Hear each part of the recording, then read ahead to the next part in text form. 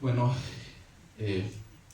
ya miramos hace rato al principio, ¿verdad? Que nuestro tema principal es la ascensión de Jesús, ¿verdad?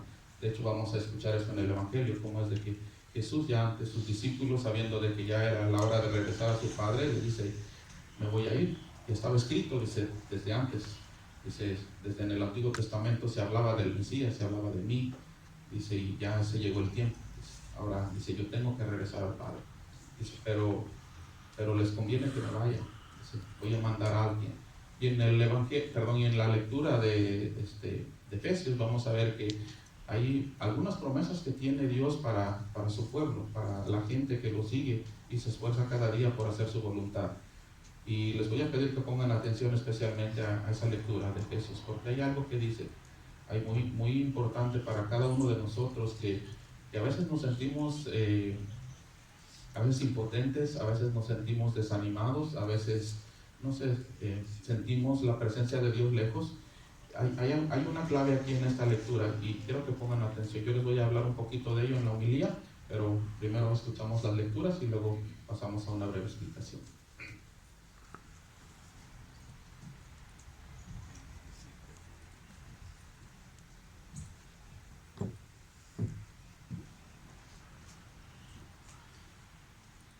La lectura está tomada de la carta del apóstol San Pablo a los Efesios, capítulo 1, versículos del 17 al 23. Hermanos, que el Dios de Cristo Jesús, nuestro Señor, el Padre que está en la gloria, se les manifieste dándoles espíritu de sabiduría para que lo puedan conocer. Que les ilumine la mirada interior, para que entiendan lo que esperamos a raíz del llamado de Dios. Qué herencia tan grande y gloriosa reserva Dios a sus santos, y con qué fuerza tan extraordinaria actúa en favor de los que creemos. Es la misma fuerza todopoderosa que actuó en Cristo cuando lo resucitó de entre los muertos y lo hizo sentar a su lado en el mundo de arriba, pues está muy por encima de todo poder, autoridad, dominio y de toda otra fuerza o gobierno, más arriba de todo lo que cuenta en este mundo y en el otro. Dios colocó todo bajo sus pies y lo constituyó cabeza de la iglesia. Ella es su cuerpo y en ella despliega su plenitud, el que lo llena todo en todos. Hermanos, esta es palabra de Dios. Te alabamos, Señor.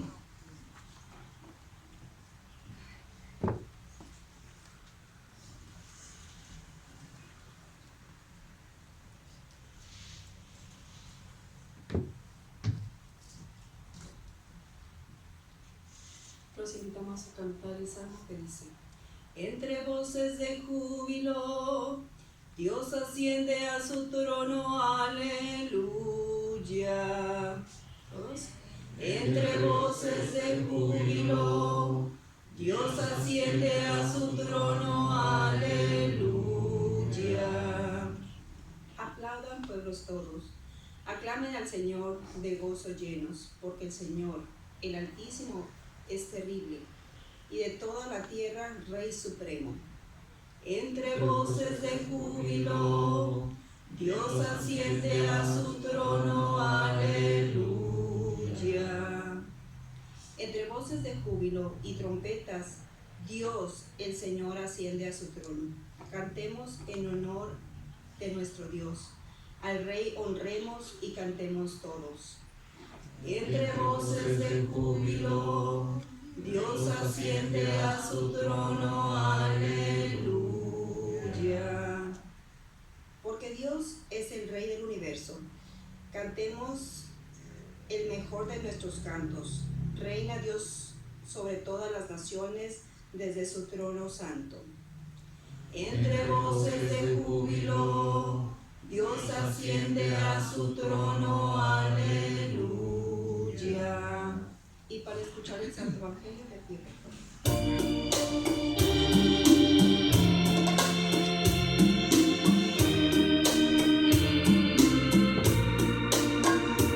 Aleluya, aleluya, aleluya. Aleluya, aleluya, aleluya. La diestra del Señor ha hecho prodigios. La diestra del Señor salvado. Aleluya, aleluya, aleluya. Aleluya, aleluya, aleluya.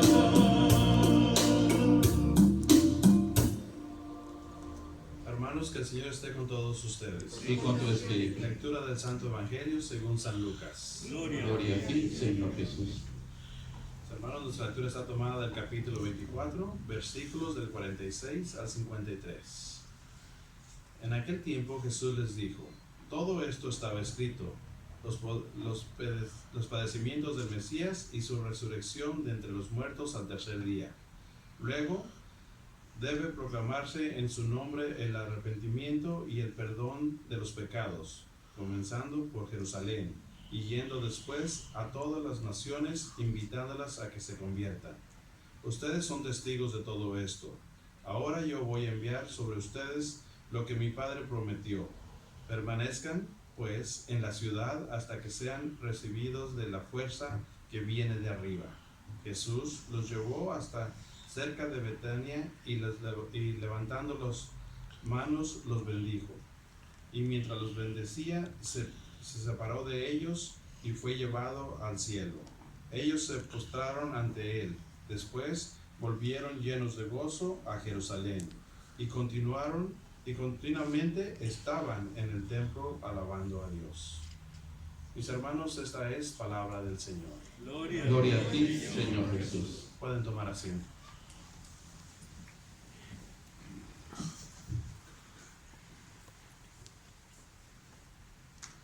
¿Se pusieron atención a la lectura de Efesios? ¿Sí? Les voy a hacer preguntas, ¿eh? No. Hay algo que me llamó la atención aquí. Dice que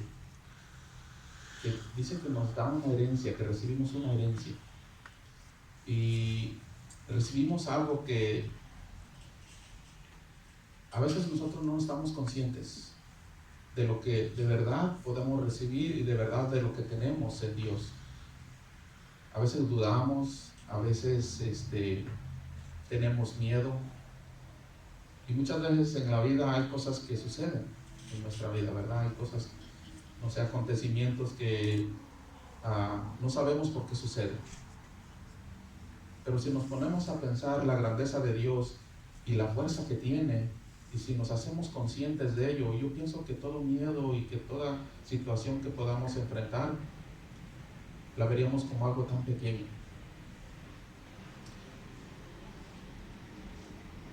Bueno, muchos de nosotros, los que nos han pues mandado a la escuela, hemos estudiado, por ejemplo, lo que es una célula, ¿verdad? Lo que es un átomo. Y nomás para darles a veces cuando, y lo digo por mí, por ejemplo, a veces cuando quiero ver la grandeza y el poder de Dios, a veces lo tengo que ver en las cosas materiales, porque muchas veces las cosas espirituales a veces no las veo. Y eso es yo. Y yo sé que muchos de ustedes tienen mucha fe. Yo sé que muchos de ustedes pueden sentir a Dios y sin necesidad que yo les dé una explicación.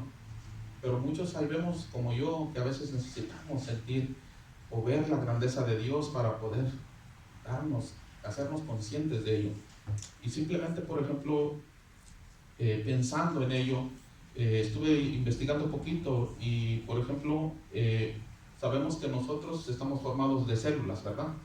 Y aparte las células pues están formadas de otros organismos más pequeños que se llaman moléculas. Entonces dice que hay 42 millones de moléculas más o menos en una célula. Eso solamente es una pequeña parte de nosotros.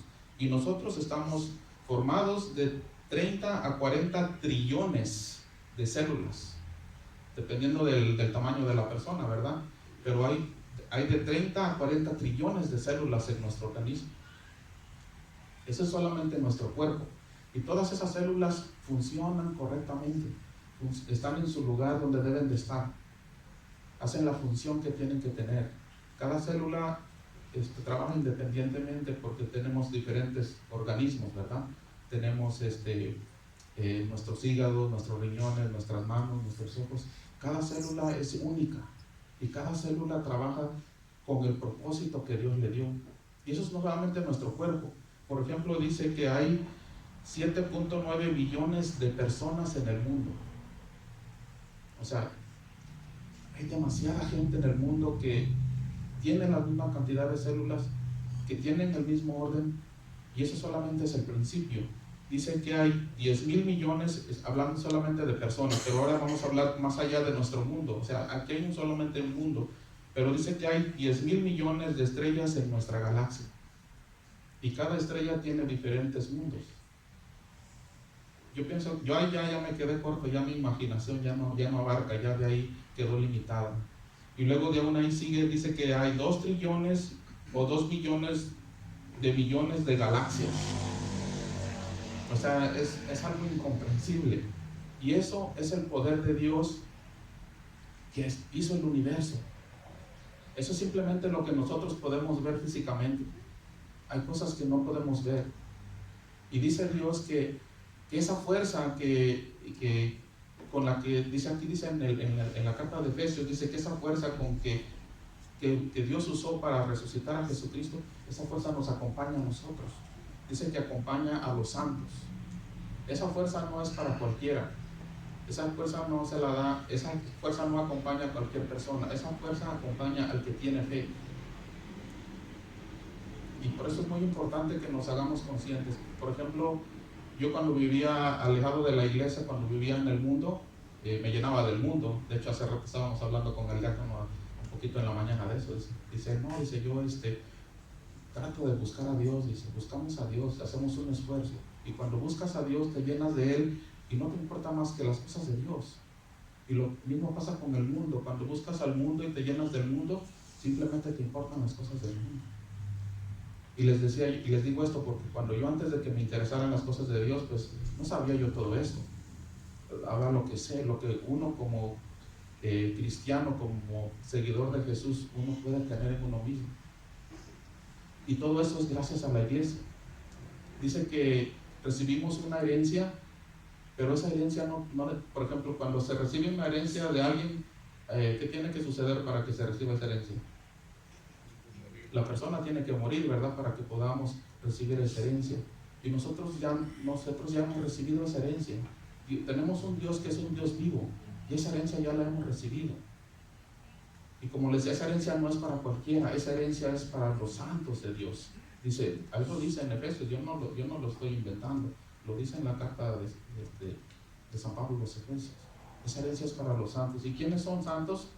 Bueno, Padre Carlos de Santos, bueno, es de apellido Santos, ¿verdad? Pero todos nosotros, los que hacemos un esfuerzo por hacer la voluntad de Dios, los que tratamos de amarnos unos a otros, somos los santos. No, el santo no es aquel que es perfecto, que no tiene ningún pecado o que no se equivoca. Santo es aquel que hace el esfuerzo por hacer la voluntad de Dios. Y a veces nosotros, al menos yo no me siento santo, para nada, pero yo sé que estoy bien en rumbo a la santidad, estoy buscando la santidad, porque trato de hacer un esfuerzo por hacer la voluntad de Dios. Y eso es muy importante. Pero ¿saben qué? No podremos lograrlo por nosotros mismos.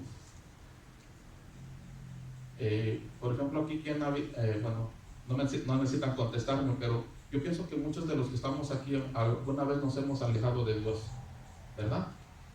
Y cuando estamos alejados de Dios, allá en el mundo nos invita a venir a buscar a Dios. No, ¿verdad? El mundo nos invita cada vez a alejarnos más de Dios. Dice un dicho, dime con quién andas y te diré quién eres. O ahí dice que otro, dice, el que con lobos se junta, a aullar se enseña, ¿verdad? Entonces nosotros tenemos que estar continuamente buscando a Dios.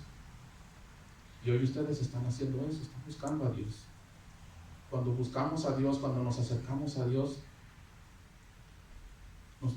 unos a otros nos animamos. Por ejemplo, aquí en la iglesia muchas veces venimos desanimados y hay alguien que nos anima, alguien que nos enseña. Más al rato en la misa de 10 va a haber primeras comuniones y el padre va a dar una explicación especial. Los que quieran quedarse a las 10 va a dar una explicación bien bonita acerca de lo que significa la comunión, de la presencia física de Jesucristo en la hostia consagrada. Y esas cosas solamente las aprendemos aquí, en la iglesia, nos las enseñan. Es muy importante, hermanos. Dice también aquí en la carta de San Pablo a los Efesios que solamente Dios nos puede dar la capacidad de entender eso. Nosotros mismos no podemos, y a veces tenemos que pedirle a Dios, decirle: Señor, dame esa capacidad de comprender tu grandeza, esa capacidad de tener fe y de tener esperanza.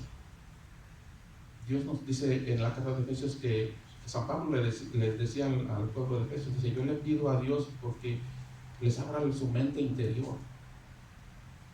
Y a Dios no lo vamos a encontrar afuera. Dios, las respuestas que tengamos acerca de Dios no las vamos a encontrar en el mundo, no nos las van a enseñar allá en algún lado allá afuera. Las respuestas que tengamos de Dios las vamos a encontrar muchas veces con ayuda de nuestros guías espirituales aquí en la iglesia, pero muchas otras solamente Dios nos las va a contestar en nuestro interior, y es solamente Él mismo el que nos las puede dar. Hoy estamos aquí en el lugar correcto, hoy estamos en el día correcto, donde Dios nos puede hablar a nosotros, a nuestro corazón.